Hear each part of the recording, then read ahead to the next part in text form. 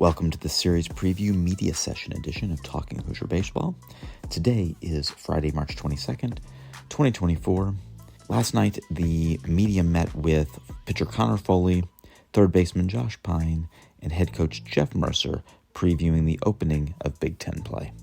Josh, you can talk a little bit about have you seen the hitters being pitched differently as the season progresses, and what adjustments have you guys made? Yeah, I think a little bit, and I think that was a little bit of the struggle after the first couple of weeks is guys started doing better scouting reports, seeing what our weaknesses were, and we were kind of falling into the trap, not really staying with our approach on fastball time, hammering the fastballs, the leverage count fastballs, and so it's just been this week, it's just been getting back to the same old, hammer the fastballs when we're in a leverage count, don't miss it, and just move guys around.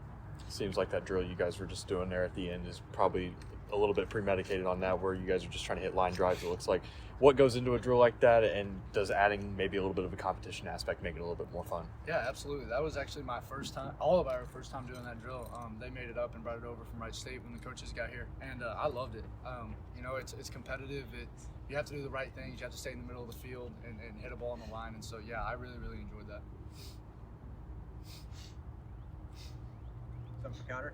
Connor, what goes behind not shaving the head going buzz cut? Just being like 3 or 4, probably 6 or 7 other guys probably. No. Can't. I mean, I ain't got the hairline for that. So. Are they making fun of you for not shaving? Yeah, but it don't faze me. It's all right. Josh, I heard you're kind of the ringleader of it. Are you trying to get in his ear a little bit? He said he didn't want to, so I'm not gonna force him. He knows I'm not happy about it. I'm not gonna force him to. Connor, do you think it's a thing where it's more like hitters versus pitchers doing it, or is it just case by case? It was pretty well everyone did it except for 2 hitters and there were 3 pitchers probably. One pitcher. All the pitchers did. No, Grant. two pitchers didn't do it. Yeah, but all the pitchers did. They were all for it. What was it that made you go, let's shave our heads? Well, we were sitting in the locker room after a loss, and I just looked at Stat and was like, we got to change something up. You want to go in there and shave the head? He's like, I'll do it if you do it. And so we were like, all right, let's go. We just went and did it. And just kind of, it just brought different energy and kind of changed the mojo a little bit. And, I'm not regretting anything.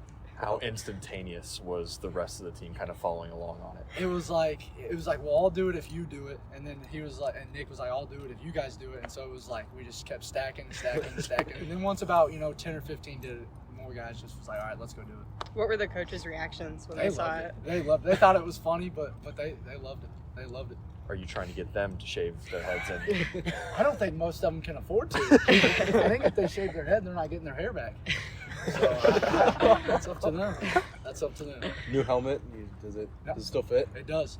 Well, the headband helps. I've been wearing the headband because the hat and the helmet are a little big. They are a little big, I will say. Is it a little bit colder now, too? It is. It was something. I've always had long hair, and so it was something completely new, completely foreign to me.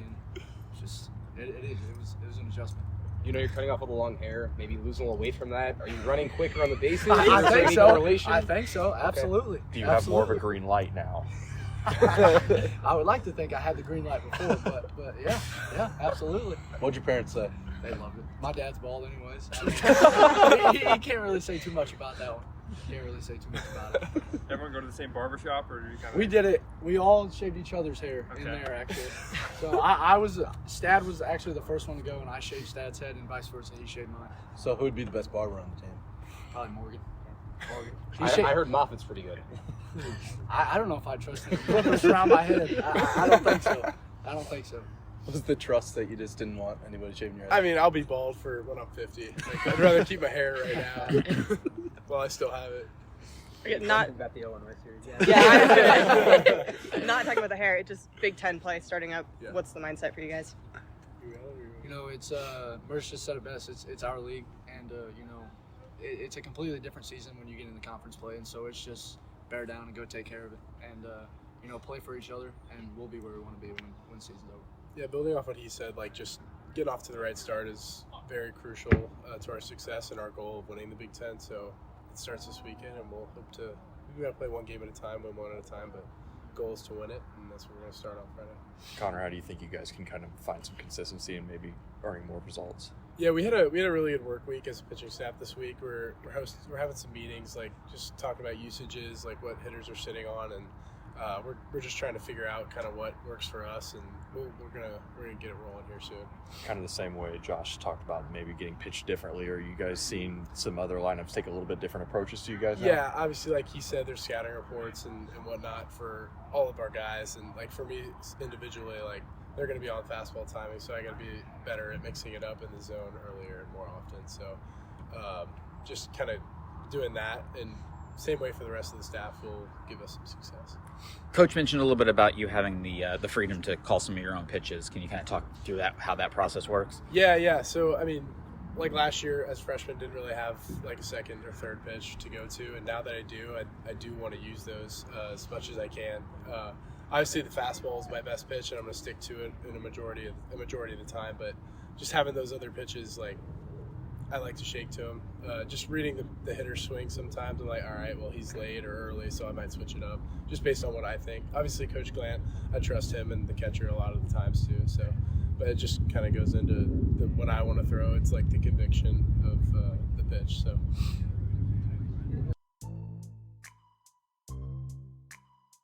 So Coach, if you kind of take a look at the games that have been played so far, if you look at the first 7, you guys pretty much hit your goal actually in every game of keeping the opposing team under 7.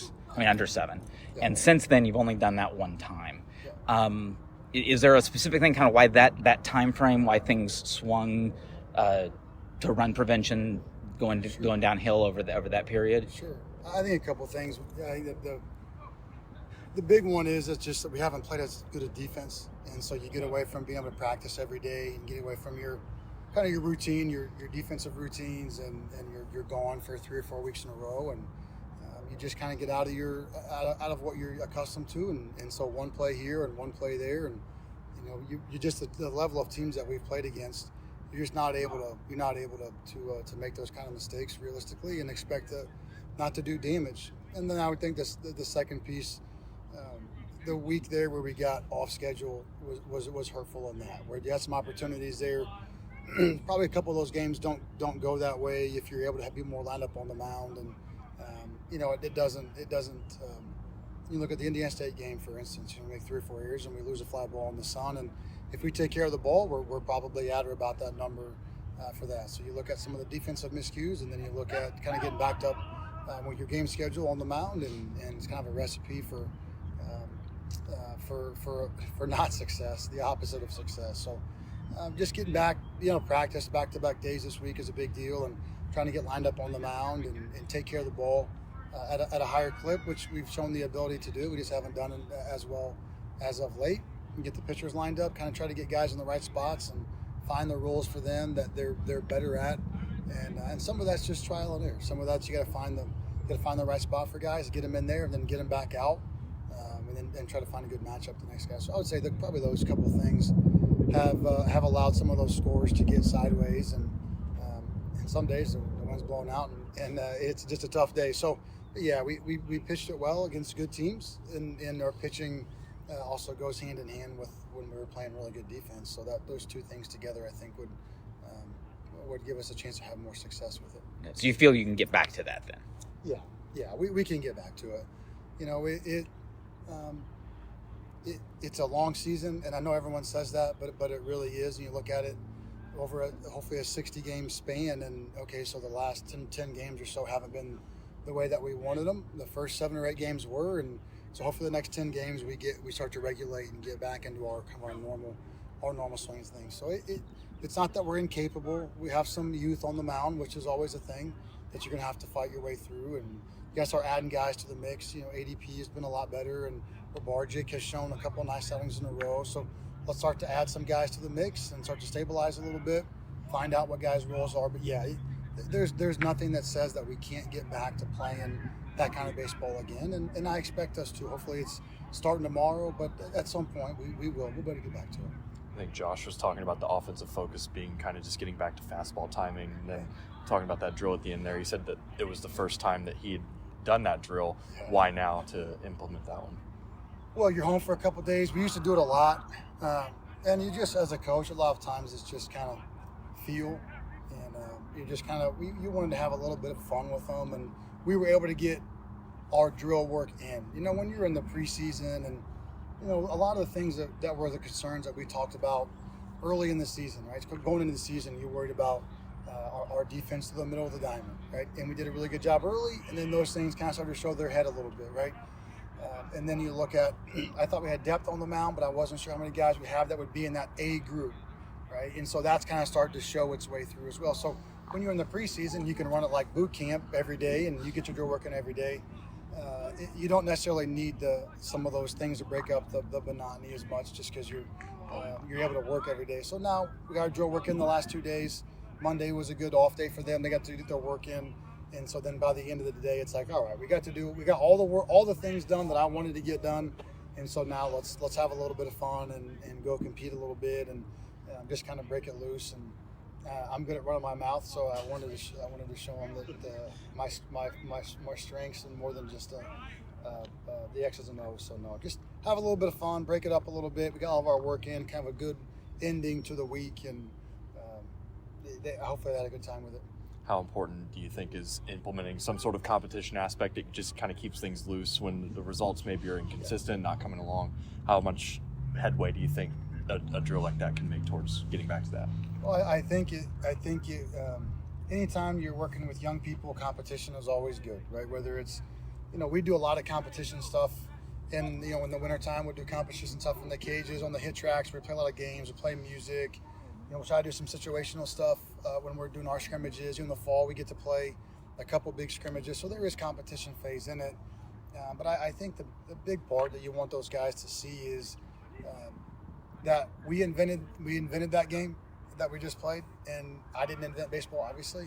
Somebody did, and it is a game, and we're allowed to have fun and compete and play.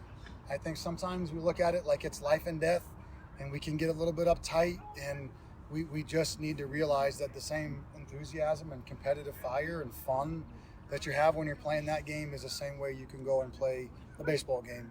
And like you said, I know the results haven't gone our way the last week or two, but the truth is this is a silly game, and it can go the exact opposite direction, but it won't go that way without that competitive fire, without a little bit of fun, without some enthusiasm. And I think interjecting those things is always a good thing. Have a little bit of feel and know your group a little bit. And when it's time to take your foot off the gas and go have fun, you can do that too. Speaking of some competition, does you guys have a March Madness pool, or if so, who's your team? It's funny. Cerny was checking his phone between drills today, and usually I would be like, I was like, what is going on? Everybody's checking their phones and checking their brackets, and he said, let me guess, you don't make a bracket. And I said, no, you're right. I haven't made a bracket. I'd say the last time I made a bracket, and Cerny said, let me guess, it was on pen and paper. I was like, not. I guess not. I said, the last time I made a bracket was when I was in high school, and Indiana made the run to the national championship game with Jared Jeffries and all those guys. And I won my bracket, obviously, because I had picked them to make the run, and nobody else did. But I kind of figured I can't beat that. I won't ever do better than that. So I retired at like 17, and that was it for me. So I don't make much of a bracket, but it's I always enjoy watching the tournament and having fun, and it's good that they do have fun and watch it and have a good time with it. There was a note in the game notes that Brock Tibbetts is making. He's got 140. Yeah. How much does Don't he? jinx this, okay? What does he bring to the team? What does he mean to you guys? He's everything, man. There's a couple guys you look at in your career, and you just kind of look at the cliche, like the iron horse, right? Like the guy that shows up every day, it's consistent and a professional. I always tell the story, and Brock he rolls his eyes at me, but he's a good sport. I remember when I didn't start Brock this first game, so he was a really good. He was kind of a late addition to the recruiting cycle for us. It was during COVID, and we didn't take many guys during it, but his high school summer coach was really adamant, and we wanted kind of a fourth or a fifth catcher at the time. He was just really adamant about the kid, and he was big and raw and physical, so we took him anyway. He had a good off season, good winter. Upperclassmen really buzzing about him, and we had a guy that played last year, played first base. Brock played third, played left, he caught, he played first a little bit, and he was tough. He was really tough. He was really composed, and we were at Clemson, and we had left guys on base. we weren't having good two-strike approaches, and so finally there was a guy on second, and I told Brock the time before, I was like, if this guy's not able to have a good at bat, like just be ready for the next time up. So that same position came up, guy on second base, 2 outs, and I said, Brock, just go hit. I can't watch this. Go hit. And so Brock goes up, he gets into an 0-2 count. Guy throws him a fastball away, and like patented Brock Tibbetts, like he shoots a single in the 4-hole, scores the run. I remember looking at Coach Clint, and I said, like, that dude's going to play tomorrow, and he's going to play every day. And he has. He's literally played every day since. And what Brock brings is a level of professionalism. He's always the same guy. He's very intelligent. He's adaptable. You know, he didn't start this season like his typical self offensively. And so I'm getting some texts, and, you know, I don't talk about the scouts too much, but hey, how's it going? And I remember just saying, like, he's one of the best players in the country. He'll be just fine. And I know his swing's not where he's supposed to be at, where he wants to be at right now, but we'll learn how to catch, and he's still playing first, and he'll be just fine. And now he's hitting 370 and playing great. It's just because he doesn't get too high, doesn't get too low. He's always willing to work. He'll always ask questions, and then it's not asking questions to then not make an adjustment just to tell you he cares. It's a question to then go and work on it, and he'll be better tomorrow at what you ask him to work on. And so when you have something like that in the middle of the lineup, he stabilizes, and he's a great role model for the young guys, just like Philip Glasser was for us last year. And you hope that when you have those guys in the program, you hope the young guys can watch and learn, because you don't always have them. You don't always have that kind of a leader and that kind of a elder statesman and a pro to learn from. And we're really fortunate to have Brock, and everything he's meant to the program. He's one of the best players to ever play here. And if you look at it from, like you said, he's played in every game but one in his whole career probably, and been a freshman All-American, and he'll be probably an All-American this year. So to have a player like that is really fortunate. But it's because of who he is as a person. He's got great family, great parents. His dad played college baseball. He's just a pro in every way, and allows him to be an adjustable athlete. And those guys that can adjust, they don't stay down very long. Kind of sticking with the theme on Brock, talking about both him and Josh, I think they're both closing in on 200 hits, and if they do that, they'd be the first teammate duo here since Schwarber and Travis to do that. So kind of that junior class now, that they've been so influential for you guys. Kind of what has that class meant to you as you look back on them?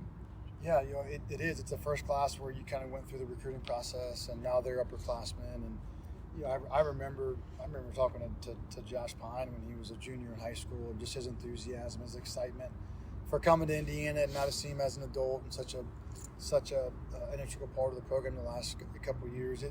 You become a little bit nostalgic, especially as you get older. You start to really value those relationships and that sense of loyalty and camaraderie. They've meant everything. They've been through the bad times. They've been through the good times. They've been through the highest moments and some that are forgettable. But you're in it together. And I think that's what you really get is a group.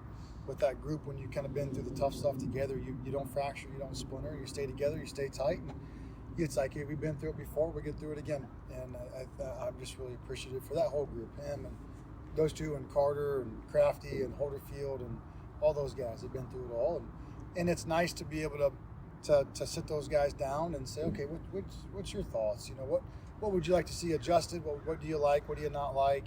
Okay, these things are untouchable, but these things are on the table. And to get that feedback, I think it's so important as a coach to keep your finger on the pulse of the group. Obviously when you're doing well, but more so when you're not. And then to get that feedback is just critically important. And you have a group of guys that you can ask and you can lean on. And I'm not an arrogant person. I'm very open to change and adjustment. And so to have a group that you actually trust and believe in and say, okay, what do you think? What do we do next? How do we adjust? I think those things are all vital to success. And it's a great compliment to them and their families to be such well-rounded kids, as they're all men now. You think of them as kids, but they're grown men now. We're just very fortunate with those guys. Ethan Phillips you're calling on him with the ball tomorrow, and you've called on him quite a bit recently. What has he been showing you that has wanted you to put him in so many different roles here? He's just super pitchable. He's got 2 fastballs. He lands a breaking ball for a strike. He lands a changeup for a strike. You just feel very calm with him and his ability to manage. He's always one pitch away from double play. He knows how to pitch to that.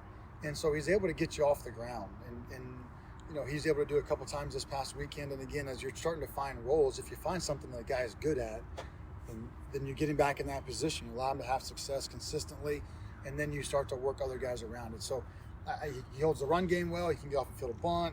He's got 2 fastballs, which is a really big deal in today's game. It's just so much more offensive than, you know, I was talking to one of my buddies that coached at a different school last night, and just talking about offense across the country, how old college baseball is with the draft being reduced, and now you have so many hitters in college baseball that didn't used to be here. So having a guy that can manage and get double play ball and all those different things, it's really important. So for him, his stability, his pitchability, his management, he doesn't very often allow innings to get away from him and get big, and he put those things together, and you just got a nice, stable, dutiful, trustworthy arm, and we need that. We need to get off the ground. We need to have a good start, and get back in the dugout a couple times. You know, get back and sit down quickly, and allow the offense to kind of go to work. And he's given us that several times. And so you try to keep going to that well. If that's what he's going to do with success, then stick with it. Looking ahead this weekend, you've got Ethan throwing, and so is Connor. Any idea who you're going to have go Sunday? Whoever's left standing.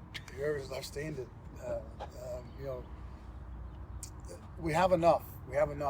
It's our job as coaches to find out who does what, get them in and get them out. And that's what we've talked a lot about in our coaches meeting, our staff meetings, is get them in and get them out, and allow those guys to have success, and then build on top of those outings. So I'm not opposed to getting guys in there multiple times on a weekend. Once they kind of catch fire a little bit and get a groove and get it back in there, they're able to get the ball to their hand again. You know, ADP's been a name that's done that. Rushing has done that a couple times. You try with Vogie a little bit, try to get some of those other guys in there, get them in and get them out, Holder Field. And so we just need to do that. We can't let a guy overcook and put him in a position where he starts to not have the best stuff, because we have enough guys that have good enough stuff, just using them in the right order and the right succession and get them in and get them out. So it'll be an assortment of guys on Sunday, I'm sure, but I don't look at it to where we're not capable. We just have to be really good as a staff of managing that. Anything else for Coach? Real quick, Big Ten play starts this weekend. I think Josh said that you told the group that it's your guys' league. Just kind of going into the league slate now, what's kind of your guys' approach? You just got to go back trying to win series. You know, if you look at it and you win each series, I always tell the guys, if you win each series, you're going to look up in the last couple of weeks and have a chance to make a run to win the whole thing. And we did that last year, right? We won every series. We won every series but the Maryland series going into the last weekend, and you have a chance to win it the last weekend. You know, we won it in 2019. It was kind of the same thing. You win each series. We lost the Illinois series at third place. We only lost one series. You go to the last weekend with a chance to win it, and we pulled it off. So you just got to start to look at it like that. We've had success in the league, and there's some confidence that comes with that. And you're back home. You're back home now for 8 or 10 days, and so you get back hopefully in your comfort zone, your drill work, your ability to prepare, and have success. So that really is. It just. I don't mean our league in the standpoint that like we're the preemptive favorite. I mean our league in the standpoint of like this is what we've prepared for. We've played a really tough non-conference schedule.